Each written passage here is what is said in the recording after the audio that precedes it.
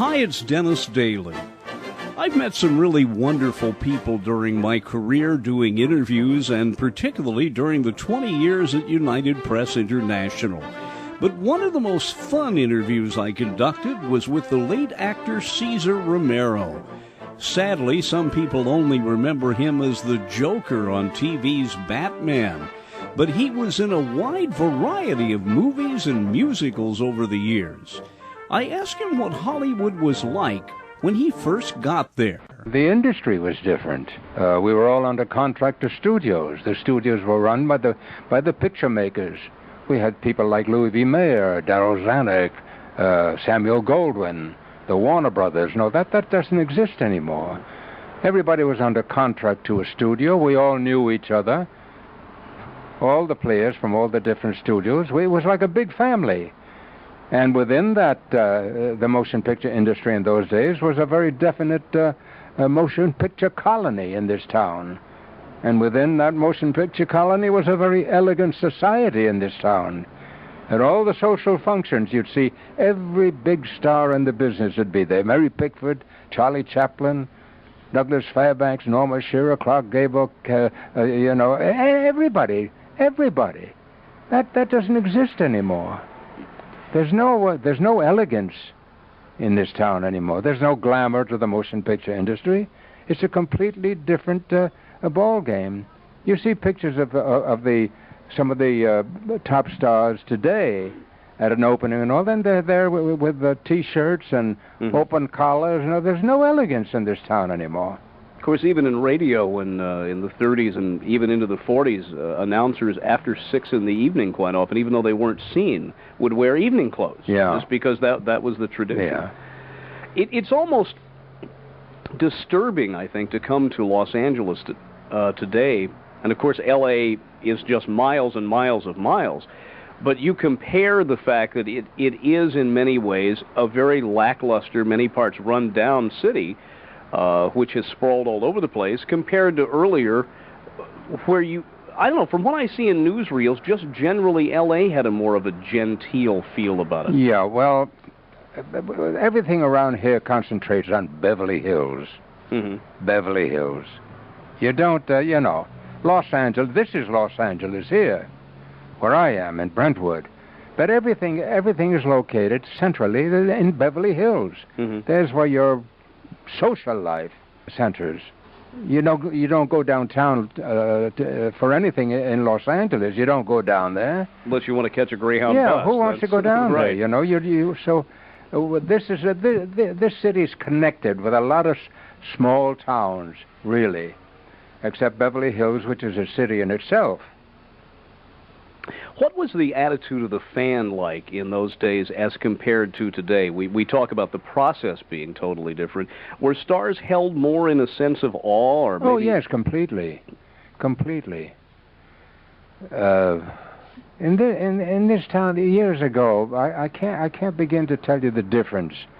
There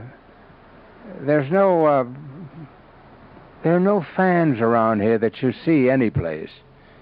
Even the photographers, no young kids with autograph books. Oh no, not at all, not at all. Is it sad for you to see what's No, it's not sad. Doesn't bother me. Everything changes. Doesn't bother me. Everything changes. Mm-hmm. But I'm glad that I had those years because it was great fun. This was an industry that was very exciting. Hollywood is no longer the capital, the motion picture capital of the world. Pictures are made all over the world today and all over this country. Most of the production in Hollywood today is television. Mm-hmm. It's not motion pictures. Mr. Romero, let's go back to when you first started working in Hollywood. One of the things that's always amazed me, without getting too technical, is that, of course, as a movie viewer, you see the finished product. It's become somewhat in vogue in television for there to be shows where they show the outtakes and they show the mistakes that happen. But back when they were cranking out a picture a week, many of these studios, an A picture and a B picture, I mean, there was an intense shooting schedule. Were there a lot of days in which it was just really frustrating? It became take after take? Well, it all depends on the director. You know, I worked with some directors will take just one take or two takes. You work with others like von Sternberg, but who'll take 50 takes. Yeah, Frank Capra told me that if you liked the first one, that was it. Yeah, that's right. But there are a lot of directors like von Sternberg. I did a picture with von Sternberg. I played opposite Marlene Dietrich in it. This is 1935. And he just made you do things over and over and over again, really for no reason at all. He had me running down a flight of stairs, for God's sake, and every time I do it, he said, do it again, faster, faster. And he made me do it about 15 times until I finally fell down, damn near broke my neck. I went to to see the rushers the next day. I was sitting in front of him, and he turned to the cutter and he said, take two, print two. You know, and with Dietrich, he made her repeat things over and over and over again. So it all depends on who you were working with. Whom did you like working with the best, as far as directors go? Oh, I love working with Walter Lang. Mm-hmm. He was a great, wonderful director for musicals, and I did several pictures with him. I did a picture with Carole Lombard back in 1934-35. Love Before Breakfast. I did two Shirley Temple pictures with him.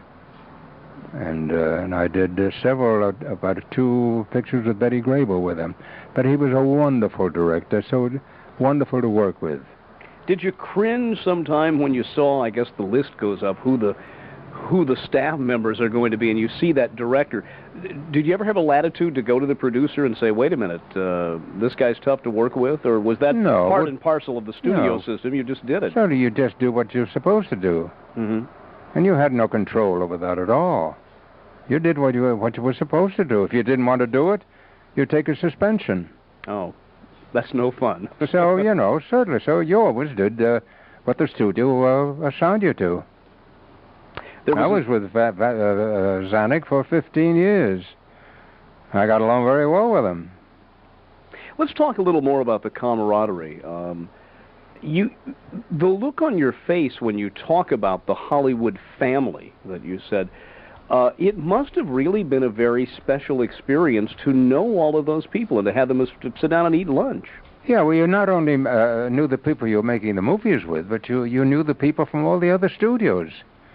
Everybody, we all knew each other. Mm-hmm. And we saw each other all the time at all the social functions. It was sort of like a big group. You knew everybody. To me, as a person who really loves those classic movies, and I was talking to Bob Dorian on a previous show about how I'm almost addicted to AMC. I use it as a nice oasis where people don't yell at me and they're not screaming at me. Tell us what that code was like. The green office, you said, was the... Yeah, we had the green office. And it was just... you knew what you could do, what you couldn't do. You couldn't use swear words. Was Gone with the Wind, Frankly, My Dear, I Don't Give a Damn? Oh, that was a big shock to everybody. Awful. They wondered, how the hell did he get away with it? So it was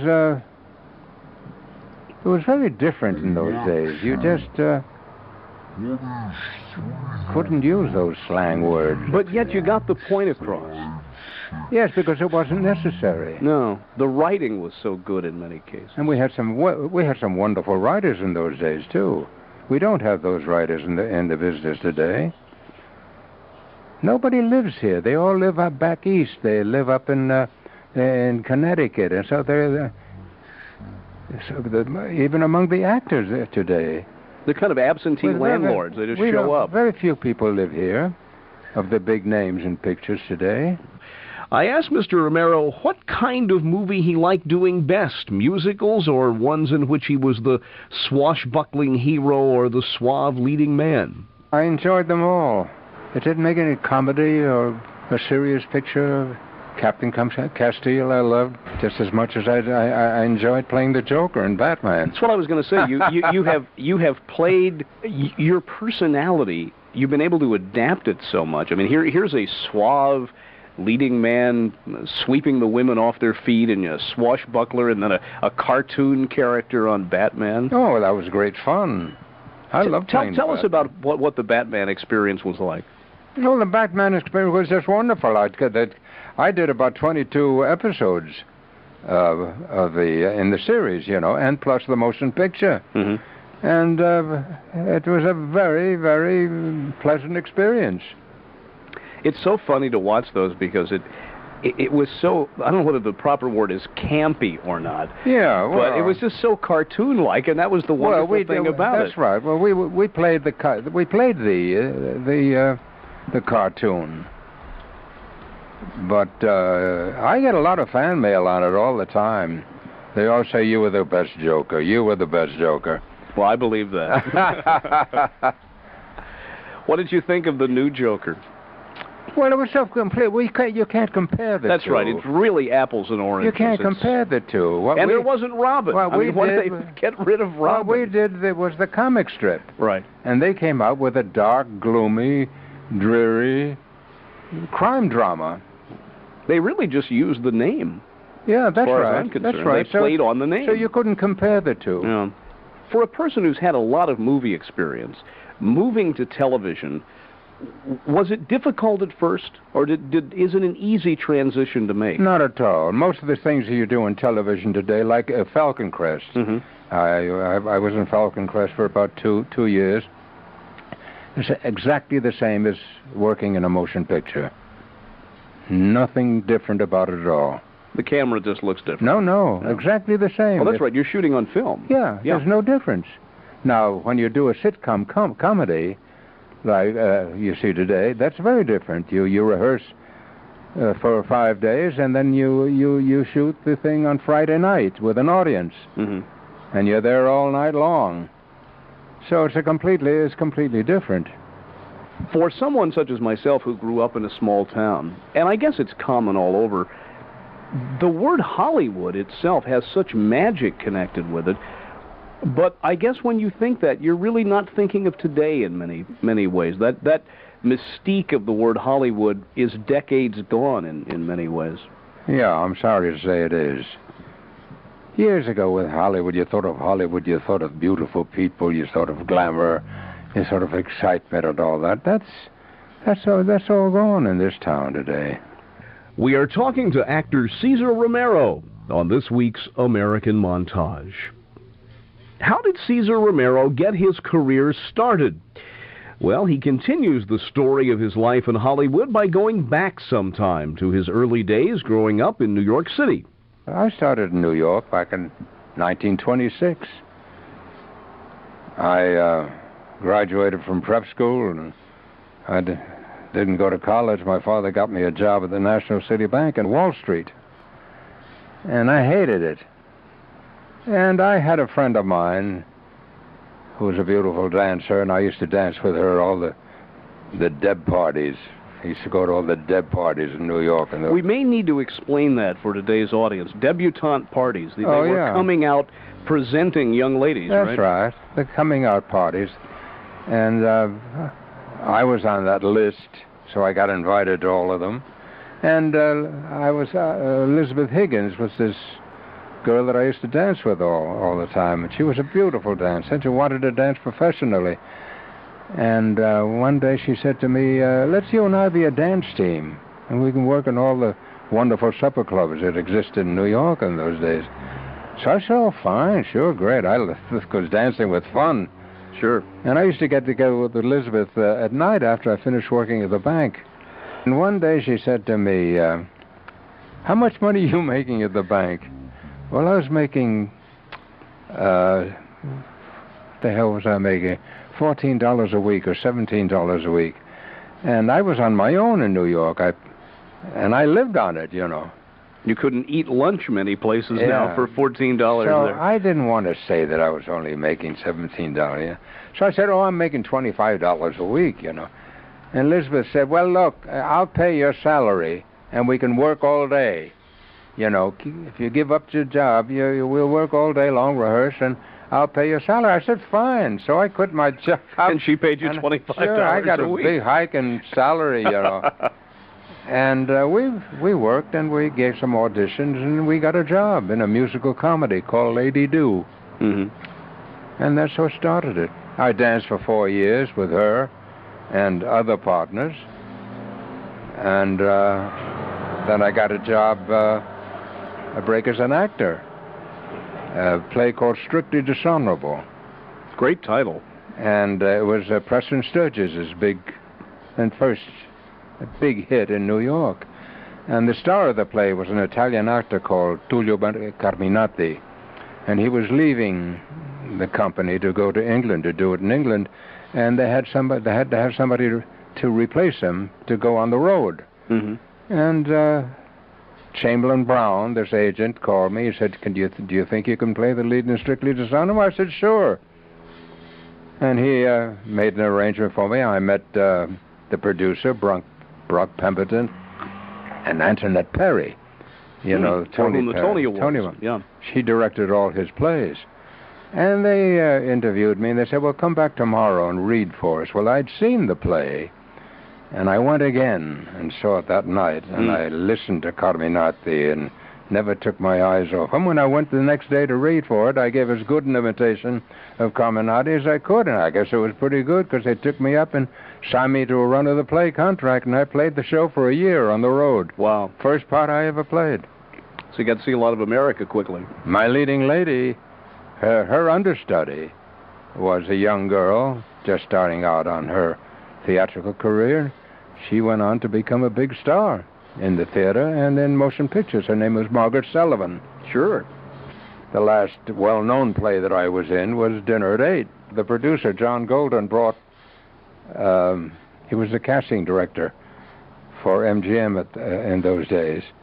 And he came backstage after the show, and he said, I'd like you to make a test for MGM. And I did, and as a result of that test, MGM signed me and brought me out. Mm-hmm. And I didn't last very long with them, but I did a picture at Warner Brothers with Leslie Howard and Kay Francis, and then I was signed by Universal. And I was at Universal for 3 years. Mm-hmm. And when I left Universal, Zanuck signed me, and I was at Zanuck for 15 years. When you were under contract, did it become very steady work? You just usually went from one picture to another? Yeah. And were you paid a salary whether you were working or not, if they didn't need you for 3 or 4 weeks? You were paid every week, whether you were working or not, for 40 weeks. You had a 3-month layoff. Mm-hmm. They could lay off for 3 months. Sometimes you didn't. You were laid off 3. Sometimes you worked on through it. But you were paid every week, whether you worked or not. For 2 years now, you've been working as one of the hosts with American Movie Classics. What does that feel like to present those movies, the ones you were in and others from the 30s and 40s, to a brand new audience? I'm talking about people that I knew. Most of the stars in these pictures that we're presenting, I have known, and I've worked with a lot of them. I've worked with so many of them. Mm-hmm. So it's a very easy thing to do, and it's a very pleasant job to do, because most of these stars aren't here anymore. I've outlived them all. You and Bob Hope and... Well, Bob is now 89, 90. I'm going to be 86. And But now you're tall, gray, and handsome, though. That's the only difference. But I mean, a lot of time has gone by. You still get fan mail, many from young people who are just now discovering these. What's the mail like? What do the young people say to you? Well, all the young people mostly see me in Batman. Well, right. You know, the young people says Batman. Get a lot of mail from England, a lot of mail from Germany, Sweden, Norway, all those countries. You have quite a few awards sitting over there on the floor, too. Oh, yeah. I got them stashed around the floors and everything. That one looks like an Oscar. An Oscar? It looks like one. Over by the elephant? There. Yeah. No, but it isn't. It isn't. It's a cousin to the Oscar. It's a cousin to the Oscar. A gentleman who will always be, well, for my money, the best joker of them all. CESAR Romero. I'm Dennis Daly.